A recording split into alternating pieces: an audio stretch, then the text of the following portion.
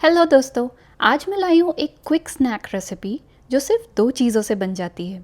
जी हाँ, सिर्फ आलू और पीलर का यूज़ करके मैं बनाने जा रही हूँ एक ऐसा स्नैक जो बहुत क्रिस्पी बनता है और बहुत यमी भी बनता है। और इसके लिए आपको मार्केट से कोई भी इंग्रेडिएंट्स लाने की ज़रूरत नहीं है, आप घर की ही चीज़ों से क्विकली ये स्नैक बना सकते हैं। तो आइए शुरू करते हैं। तो मैं यहाँ पे ले रही हूँ 2 बड़े आलू और एक पीलर।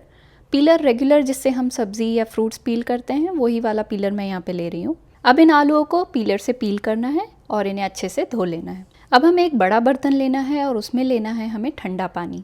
अब हमें एक आलू लेना है और पीलर की हेल्प से इसके पतले पतले स्ट्रिप्स पील कर लेने हैं और इन स्ट्रिप्स को पानी में डालते जाना है। तो ये जो स्ट्रिप्स हैं ये देखिए पतले पतले चिप्स की तरह लग रहे हैं। तो इनको इस तरीके से पील करते जाएं और पानी में डालते जाएं। इसी तरीके से दोनों आलू को हमें पील कर लेना है। तो हमारे दोनों आलू पील हो गए हैं।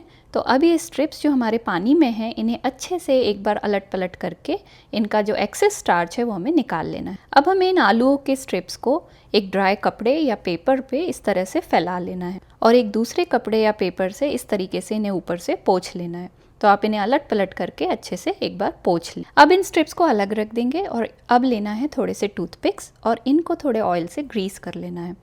तो ऑयल से ग्रीस मैं यहाँ इसलिए कर रही हूँ ताकि जब आप ये स्नैक को खाएंगे एंड में तो ये आलू के जो स्ट्रिप्स हैं ये टूथपिक पे चिपके ना रह जाएं, ये अच्छे से आपके मुंह में आ जाएं। अब हमें एक आलू की स्ट्रिप को लेना है और उसे इस तरीके से फोल्ड करके टूथपिक में लगा लेना है।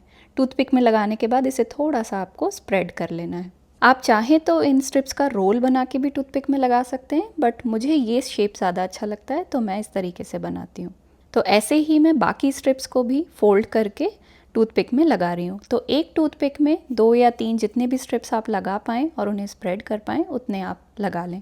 तो इस तरीके से मैंने सारे टूथपिक्स को रेडी कर लिया है। अब हमें बनाना है स्लरी। तो स्लरी के लिए मैंने बेसन का यूज़ किया है। आप चाहें तो कॉर्नफ्लावर का भी यूज़ कर सकते हैं, लेकिन मैं यहाँ पर घर में आसानी से मिलने वाली चीज़ों को ही यूज़ कर रही हूँ, तो इसलिए मैंने यहाँ पे बेसन लिया है। पर ट्रस्ट मी, बेसन की स्लरी से भी रिजल्ट्स उतने ही अच्छे आते हैं।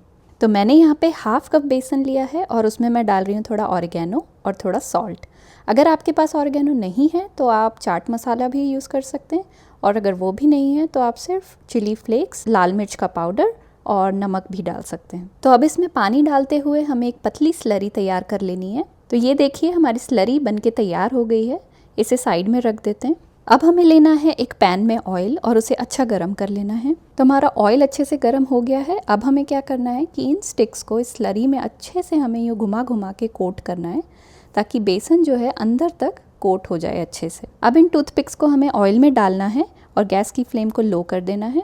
अब इनको हमें लो फ्लेम पे ही पकाना है। तो बीच बीच में इन्हें पलटते रहिए और गोल्डन ब्राउन होने तक हमें इन्हें फ्राई करना है।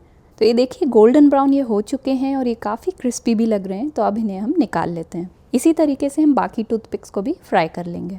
तो अब हमारे सारे पोटैटो स्टिक्स फ्राई होके तैयार हैं और जब ये गर्मा गर्म हो तभी इनके ऊपर डालें। कोई भी आपके घर में जो भी चाट मसाला हो वो मसाला डालें। अगर वो नहीं है तो चिली फ्लेक्स और नमक भी आप यहाँ डाल सकते हैं या पिसी हुई काली मिर्च का पाउडर डालें। मैं यहाँ पे डाल रही हूँ roasted garlic and pepper powder. साथ ही मैं इस पे डाल रही हूँ थोड़ा सा ऑरिगेनो और रेड चिली फ्लेक्स।